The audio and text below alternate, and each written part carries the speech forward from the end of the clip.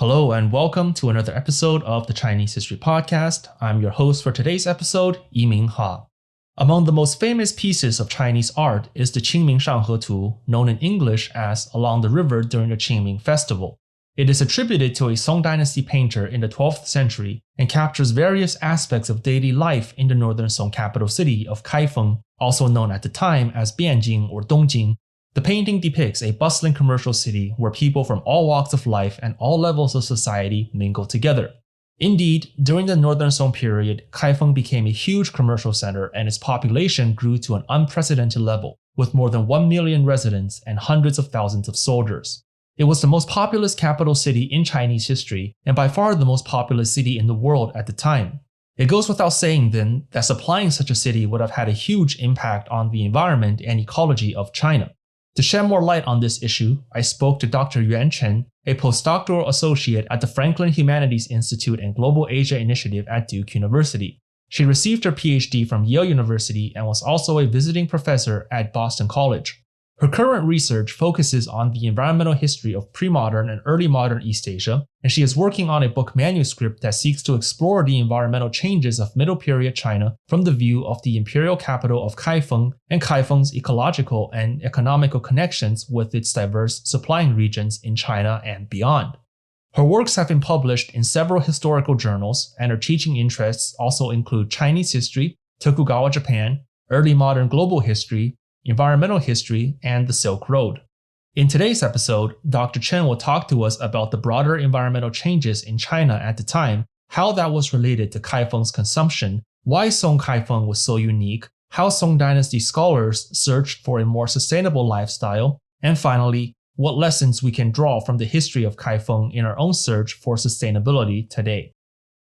So, welcome, Dr. Chen. Thank you for coming to our show. My pleasure. So for your research, you work on the environmental history of the Song Dynasty with a focus on Kaifeng. And I want to start off with a really basic question. Why Kaifeng? If you think about the traditional capitals of China, they were in the North China Plain in Luoyang and Chang'an. And Kaifeng isn't really considered a traditional spot for a capital. So why did the Song Dynasty establish Kaifeng as their capital? How did Kaifeng rise from becoming this relatively minor city to a major capital in China?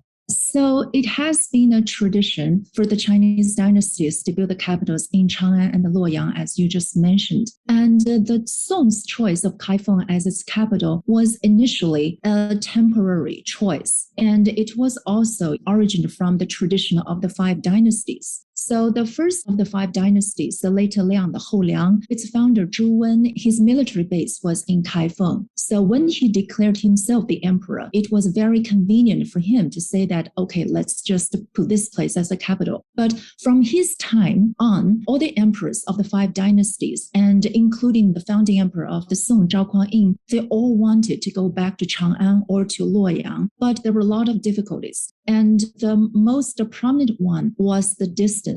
And the distance in terms of getting your supplies, getting your food and everything. So we know that traditionally, Chang'an was based in the Guangzhou Plains. And in the Qing Dynasty, in the Han Dynasty, it was a cradle of the civilization, was very fertile. It was surrounded by woodlands, farmlands, and grasslands. So it was very natural for people to choose that as a settlement site and to build the capitals because it had so much to draw on. But with the population growth in Chang'an and its vicinities, the natural resources of the region started to dwindle. And also because, of the deforestation in the lowest plateau, the Yellow River and also its tributaries, including the Wei River, they started to collect a lot of deposits. So that means the water transportation to Chang'an was becoming more and more difficult. So even during the Tang Dynasty, from the mid-Tang period, which was around the 8th century onward, even the Tang emperors,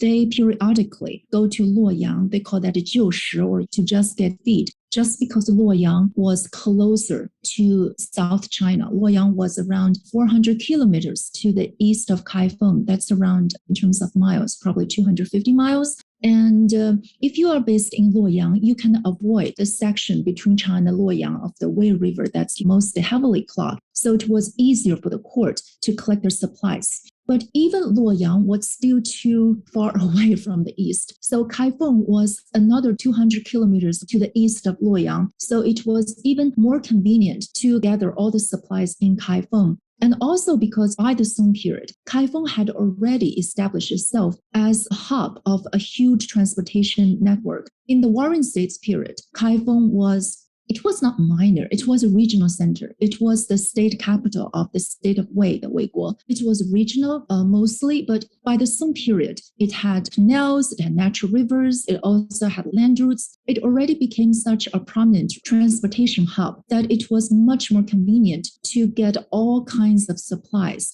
from not just North China, but also South China to this city to feed such a populous city. So Kaifeng then has the advantage in terms of transportation. It's easier to get food to Kaifeng and feed the court and the population. But I think one of the drawbacks of that was that Kaifeng is located on the floodplains of the Yellow River, which meant it lacked the natural defenses that Chang'an and Luoyang had. And because the Song was threatened in the north by the Khitans, they had to station a large amount of military force around Kaifeng. And on top of that, Kaifeng was home to over 1 million people at one point, who were all consumers of goods and services that Kaifeng had. And there's this very famous book called the Dongjing Menghua Lu, which described daily life in Kaifeng before the Jurchens took it over in 1127. And the author mentions just this huge variety of different foods and delicacies that people in Kaifeng could enjoy. So where did all these foods and supplies come from? How did the Song court keep the military and the people fed? So these grains and raw ingredients and the food stuff, they came from a variety of regions, both in the Song dynasty and also beyond its national borders. There are 4, or some people say 3 major canals that ran through Kaifeng. Each canal carried food and other commodities from different regions. For example, one of them was the Wuzhang River. It carried grains and other food stuff from Shandong. And the 2 other rivers, Huiming River and the Bian River or the Bian Canal, they carried foodstuff and other commodities from South China. I also want to add that commodities transported from South China may not originate in South China. It was a long-distance relay. Many commodities, imports from overseas, from South Asia, from Southeast Asia, and from Japan, these commodities first arrived in seaports in Quanzhou and Guangzhou, and from there, they were moved either by sea routes to Hangzhou or by rivers or land routes to the Yangtze River. And from there, through the canals, they were transported to North China, to Kaifeng. And to the north and the northwest side of Kaifeng, the connections were most overland. Kaifeng received, for example, tea from Sichuan and also horses purchased from the dependents in border markets with Sichuan. It also received large numbers of livestock animals, such as sheep, such as camels, from its neighbor kingdoms and rivals. For example, the Liao you mentioned in the north and the Xixia in the northwest. And also you mentioned the lack of geographical barrier. That was a huge issue. That's probably a little bit different from all those supply issues. The Song actually did something to reinforce or fortify its national border. So traditionally, we know that China has the Great Wall. But in the Song period, actually before the Song period, China lost the Great Wall to the Khitans. In the later Jin period, Shi Jingtang, he ceded the so-called 16 prefectures, the 16 zhou, to the Khitan people. And so that region included present-day Beijing and also included the Great Wall. So the Song lost its man-made defense. So it had to create some new defense on its, northern border with the Khitan. So what the Song dynasty did was to plant a massive defensive forest along its border. And it worked for 150 years. That's really impressive. And the transportation system that Kaifeng had then sounds very complicated. It's getting food and resources from all these different regions. So were there any logistical difficulties in keeping Kaifeng supplied? Yeah, there are a lot of logistical problems, and it depends on the kind of foodstuff or commodities you're transporting. For example, sheep and other livestock animals, they were transported from the north or from the northwest on land routes. Obviously, you need to feed these animals along the way, and that is by either collecting forage from local residents or graze them on grasslands on the way to Kaifeng. And still with that, many animals died on the way. So only a small fraction of those livestock animals could eventually reach Kaifeng. Other commodities, for example, transporting perishable food, such as seafood to Kaifeng, required certain types of preservation techniques over long distance. Of course, the most wealthy, the richest people in Kaifeng, they could afford to have fresh seafood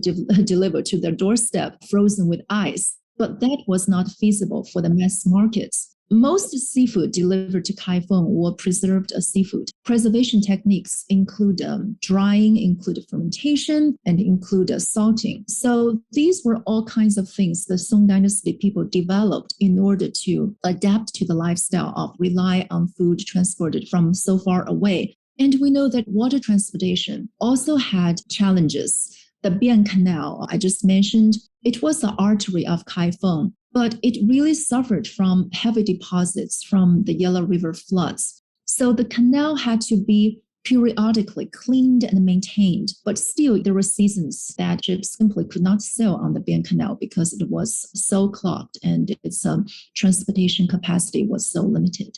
So because there were all these difficulties, were there any periods in time where Kaifeng couldn't be adequately supplied? I know Chang'an frequently suffered from bad harvests. And as you said, the emperors would sometimes just go to Luoyang instead. So did we see something similar happen to Kaifeng? I think the Song government, what they did was that instead of the commodities transported from other places to Kaifeng, it also maintained a reasonable supply of storage inside Kaifeng. And that supply included grains and it also included like firewood and coal, so that in times of emergency, it can use its, you can say this as an emergency stockpile to supply its citizens. For example, from the sources, we know that the government distributed coal and firewood from its storage to people in really harsh winters. And of course, in times of drought and famine, it also distributed grain from its stockpile. But I don't think there is any record of widespread famine in the vicinity of Kaifeng in the Northern Song period. There were famines, there were droughts, but not to the point of threatening the foundation of the dynasty. I see. Yeah. So having this emergency stockpile is very important. I kind of want to go back to something you mentioned a bit earlier, which was this defensive forest that the Song planted. And I am a military historian, so this is all very interesting to me. So you mentioned that maintaining the Bian Canal was very expensive. What about the maintenance of this defensive forest? I know you've written about this topic and some other historians have also written about this topic. And I believe in addition to forests, they also dug ditches and created man-made swamps. So this was a massive project. And how did the court keep this thing maintained for about 100 years? It was very difficult and it was definitely very costly. And whether to build the ponds or to build the forests, what they had to do in the first place was to appropriate the lands from local residents. Obviously, there was this social tension between the government and local residents about the usage of lands. So in order to work with the local residents, the government also made a compromise. So for example, to build forests, initially, the plan was to just plant willows and elms, mostly elms, elm trees. And because that could grow really fast. But to make a deal with the local residents, eventually the government said, okay, so you can also grow some agricultural species in the forest, such as date trees, mulberry trees, and other fruit trees. So they can incorporate this woodland, this defensive woodland, as part of the borderland residents' agricultural activities. So that was one of the ways the government tried to work with the border residents in order to make it both appealing to the residents and also work its national defense way. So that was how the Song government tried to do things. I'm not trying to say that was easy, and it definitely had setbacks, both on the Song side and also from the Liao side as well. So both sides tried to cut the wood. On the Song side and the Liao side, the soldiers and the residents, they tried to get construction timber, they tried to get firewood from the forest. It was difficult and it was burned down from time to time. I'm not saying that the forest has been maintained the same density, the same length for the entire 150 years, but the dynasty tried to maintain it and it has served its purpose for 150 years. I see. So I think here we can do a little segue into the environmental and ecological impacts that all these activities had. So not just Kaifeng's consumption patterns, but also this defensive forest, the defensive fortifications that the Song court built in the north. So can you give us a few examples of how the Chinese landscape changed as a result of these activities? What were these broader environmental or ecological impacts? So I am not the one claiming that the Song dynasty experienced landscape changes. What I find really fascinating about the story is that it was the Song people themselves who claim that they have observed those landscape changes and they made connections to human activities. So one example I've mentioned to a lot of people was the deforestation in Wenzhou, which is in present-day Zhejiang province. There is this beautiful mountain in Wenzhou called the Yandang Mountain. It is a popular tourist destination today, but very few travelers in the Song dynasty and before the Song dynasty knew about it. It was somehow simply not documented in geographical treatises. We know there was this famous poet and traveler of the Southern Dynasty, Xie Lingyun. He was exiled to Zhejiang in the 5th century, and he wrote many beautiful poems about landscape in Zhejiang, but he never mentioned the Yandang Mountain. And why is that? And Shen Kuo was a very famous Song Dynasty scholar, a naturalist and official. And he gave his answer, and his answer was deforestation. He said the mountains around Yandang Mountain were taller than Yandang Mountain. So when these surrounding mountains were densely wooded, Yandang Mountain was hidden from view. But when this mountain became barren because of deforestation, Yandang Mountain finally emerged into view. And what's amazing is specifically Shen Kuo connected the deforestation in Wenzhou around Yandang Mountain to a very specific, a single construction project in Kaifeng in the early 12th century. At that time, the Song Emperor Song Zhenzong, he built a massive Taoist temple called the Yuqing Zhaoyin Gong, and he built it to host the so-called heavenly text, the Tianshu, that he claimed that he received from the heaven in his dream. The temple was as large as the entire Vatican City. So imagine the difficulty and the amount of resources you need to plant a Vatican City in the heart of Rome. And this project consumed so much timber. Probably, in my estimate, probably more than 10 million pieces of construction timber. And the Northern Song really witnessed a very rapid loss of woodland in South China. That's where the timber came from. The entire period probably witnessed the loss of woodland as large as the entire area of England. Obviously, we cannot make Kaifeng take the responsibility of all of these deforestation, but we know it played an important role in this landscape change.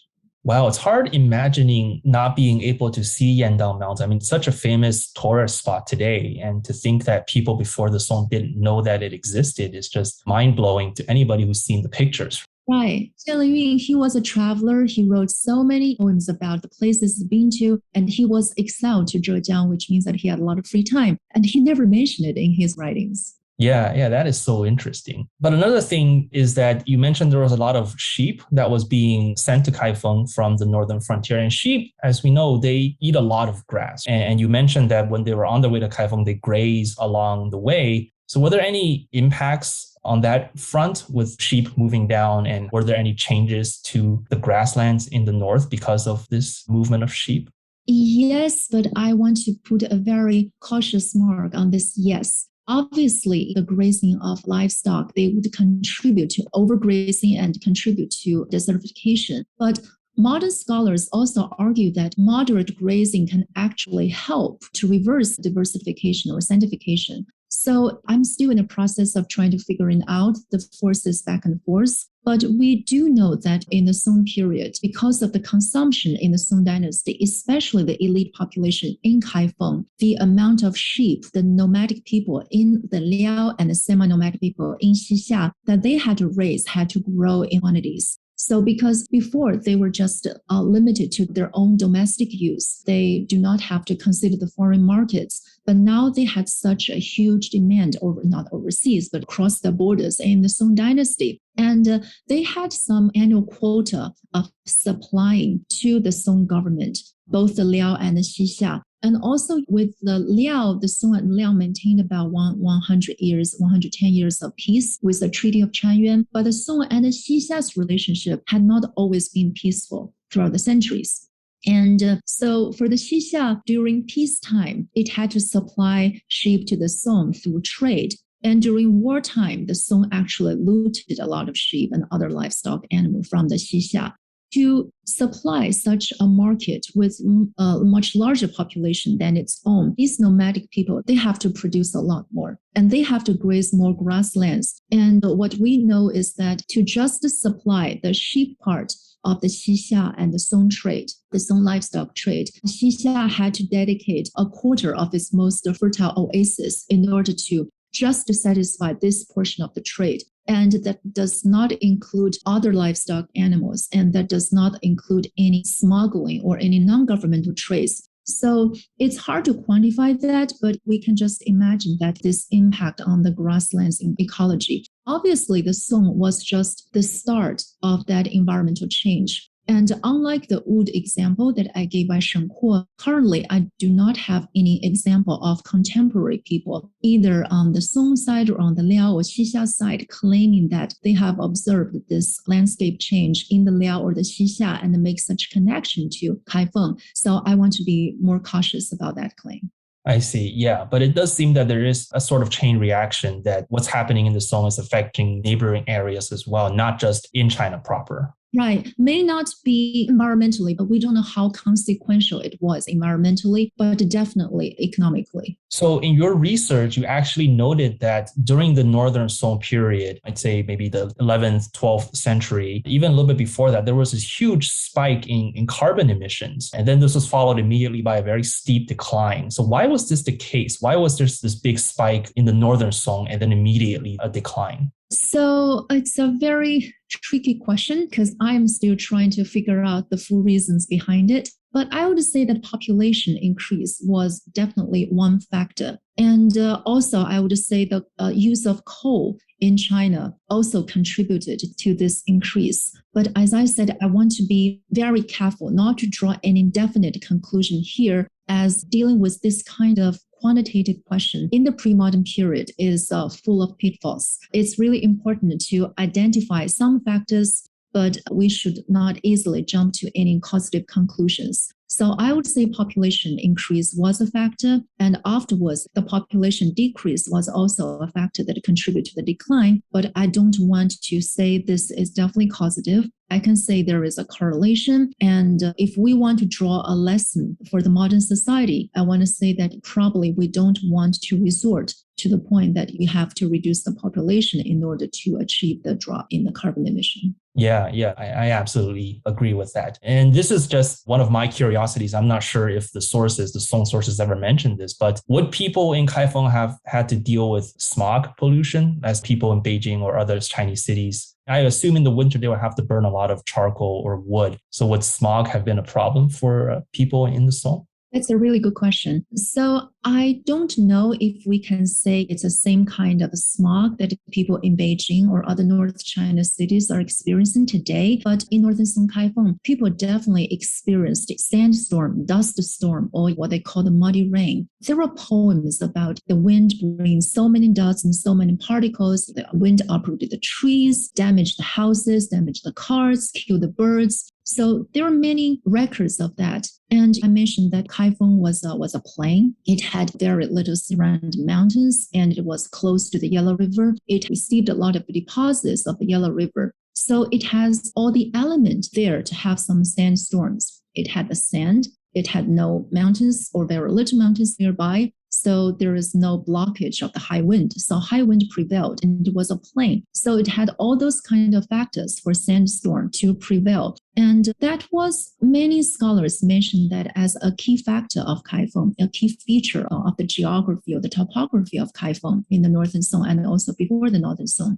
So that was also one of the natural, the environmental challenges that people used to argue against having Kaifeng as the capital. But yes, for the 150 years of the records in Northern Song Kaifeng, there are a lot of records in the government sources and in the non-government sources about sandstorms. Yeah, that's interesting. I didn't know there were sandstorms that far south. I experienced sandstorms in Beijing, but Beijing is close to the desert. So to hear that in Kaifeng, that's pretty new to me. But I think it's interesting that you point out that it was the Song people themselves who started noticing these trends, such as deforestation or sandstorms or other topographical or ecological changes and features. So, were there any attempts by these Song people to find alternative sources of energy or to search for a more sustainable type of lifestyle as we are trying to do today? Actually, yes. So let's go back to the person I mentioned in the previous example, Shen Huo. So in the Yandang Mountain example, he mentioned that it has connection with the construction project in Kaifeng. And in other parts of his writing, he also mentioned that he observed the deforestation of pine forests in Shandong and in Shanxi and also in South China in Jiangnan. And he specifically connected these deforestation, especially the pine forest, to the making of brush and ink, especially ink, because pine trees were very specifically used for inking in the Song period overall. And so he looked for certain kinds of alternatives in order to relieve the burden on woodlands. And what he found is amazing to me. So what he found is actually petroleum. He called it 石油 his vocabulary, and we know 石油 is the actual translation of petroleum in Chinese and also in Japanese today, stone oil. And so he found that somewhere in Shanxi, and he described this as something greasy, black oil from underground. He tried to make this as an ink material, and he found it very successful. And he was really happy about this discovery. He said that this, unlike the woodland, this is unlimited. It is inexhaustible, coming from underground. So if we use this, we can relieve the burden on our woodlands. I know that from our point of view as modern human beings, we know that petroleum is depletable, and we actually worry about the sustainability of petroleum and other fossil energy. But from his point of view, I think it's not really fair for us to judge him for being wrong about the sustainability of petroleum. For me, what I really see in him is a parallel with us today, because he senses the scarcity stems from the human behavior, and he tries to look for alternatives. He tries to look for mitigation to solve this problem of sustainability. And I know a lot of contemporary scholars at his time, especially Buddhists, they try to advocate for a simpler lifestyle. And Shen Huo definitely didn't go on that route. He's a scholar. He's a very active scholar official. And he knew very well about the importance of keep the economic engine of the empire going. So he was trying to look for the alternative to keep the lifestyle, but still try to make things more sustainable. Yeah. And I think Shen Kuo is really interesting because I noticed this as a pattern, not just in Song, but also in Ming as well, is that anytime there is a problem, especially dealing with money, a lot of scholars will usually say, let's just cut back on what we spend. Let's keep things simple. The less we spend, the more we have, but to actually go out and search for alternatives. I think Shen Kuo is really very unique and probably ahead of his time with his discovery of petroleum. Right. Of course, he was trying to use it for brush. He didn't understand the implications that it had for energy, but that's still a very amazing discovery. Because he was specifically mentioning that he worried about the sustainability of woodlands. So he was making this very specific case of sustainability and scarcity. I see. So would you say that the consumption pattern of Kaifeng and the city's impact on the environment was unique in Chinese history compared to, let's say, other later Chinese capitals like Hangzhou or Nanjing or Beijing? And if not, why was the Song case so unique? I would say yes and no. No, because there is nothing new under the sun. People live, people work, and people consume. Nature has been at the mercy of human to the point when we realize we cannot do this forever. But Kaifeng's case, so first of all, Kaifeng's population was unprecedented. Dynasties before the Song never maintained such a large population in the capital city. You mentioned Chang'an, you mentioned Luoyang. Chang'an's population was about half of Kaifeng's peak figure. And also contemporary world cities, and that include Cairo, include Baghdad, include Constantinople. These cities were not comparable to Kaifeng's population. So by that figure alone, the city of Kaifeng consumed much more than its predecessors and contemporaries. It was unique in other ways. One of the ways was the commercial boom during the Song dynasty. The Song dynasty was certainly a period of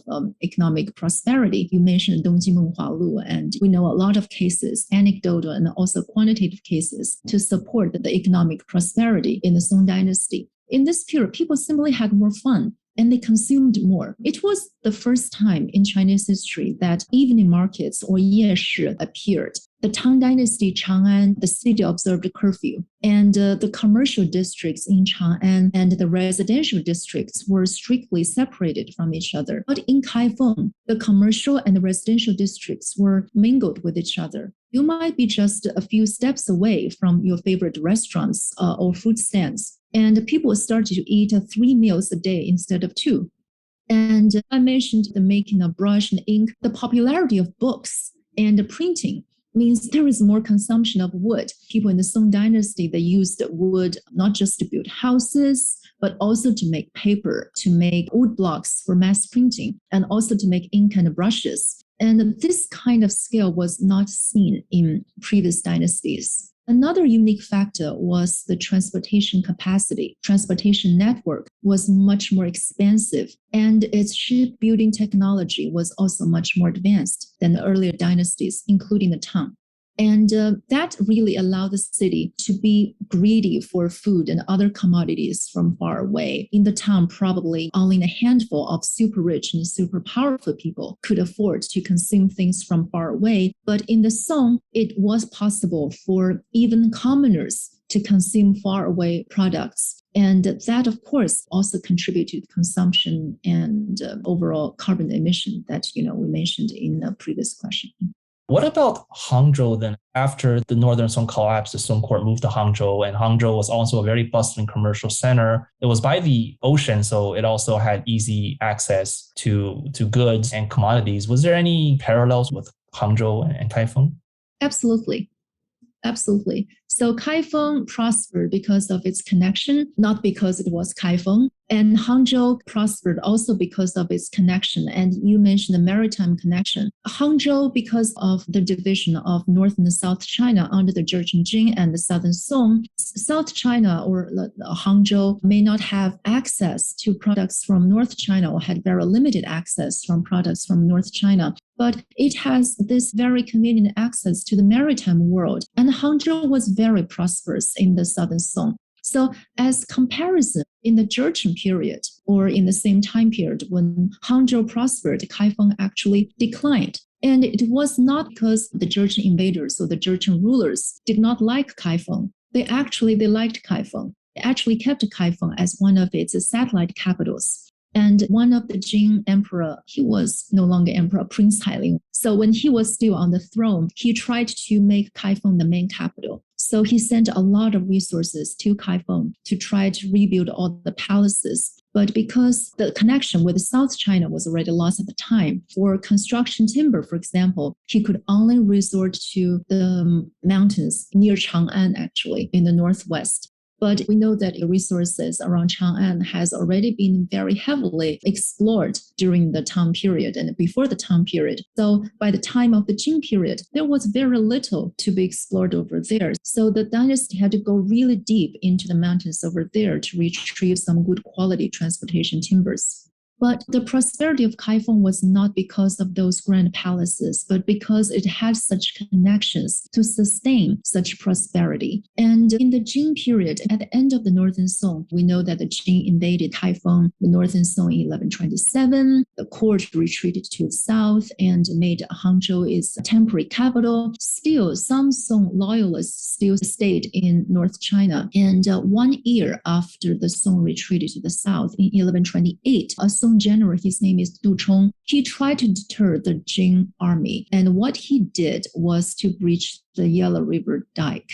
And he didn't really deter the Jurchen army, but instead he flooded the city. And mentioned the Yellow River carried a lot of deposits. Even without such man-made disaster, it periodically clogged the channels of the Bian Canal. So with such a massive man-made disaster, a man-made Yellow River flood, the channel of the Bian Canal and other canals in Kaifeng were heavily clogged. So even if the Jing wanted to maintain this connection, it no longer had that connection. And not just the Bian Canal disappeared, but because the Bian Canal was connected to the Huai River, the Huai River's water routes also changed. Water course also changed because of that flood. So when some of the envoys from the Southern Song visited Kaifeng during the Jing dynasty, they were amazed. They were amazed that the Bian Canal was gone. It was not exactly gone because the channels were still there, but it was so filled with silt that people started to build houses and even grow crops on top of it.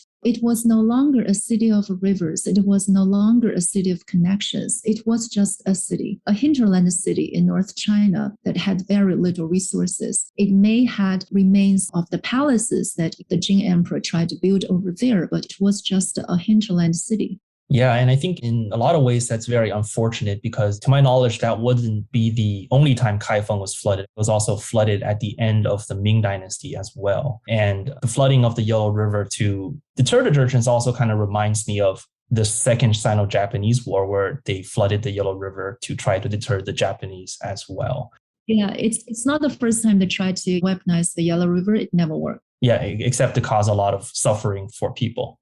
So I think this is all interesting. Kaifeng during the Song is just such a unique city, really unparalleled. I think we have a good visual representation of that in the Qingming Shanghe Tu, a very famous painting of daily life in Kaifeng. But how do you think Chinese people today regard the history of Kaifeng compared to other historical capitals such as Chang'an or Luoyang or Nanjing? And perhaps as a final concluding question, do you think there are any lessons that we can draw from Kaifeng and its impact on the environment and the ecology? So to answer the first part of the question, I think people in China, they want to reinvent the history in many ways. And one way is by historical tourism, which historical cities, capitals such as Luoyang, Chang'an, Kaifeng, they're all trying to boost tourism and boost the local economy. But I think a key difference between Kaifeng and other historical capitals in China is that Kaifeng really lacked actual historical sites. I'm not saying that there are some, but they're very few. And there is definitely nothing that's comparable to the Terracotta Army in Xi'an. As you just mentioned, the city had been flooded too many times.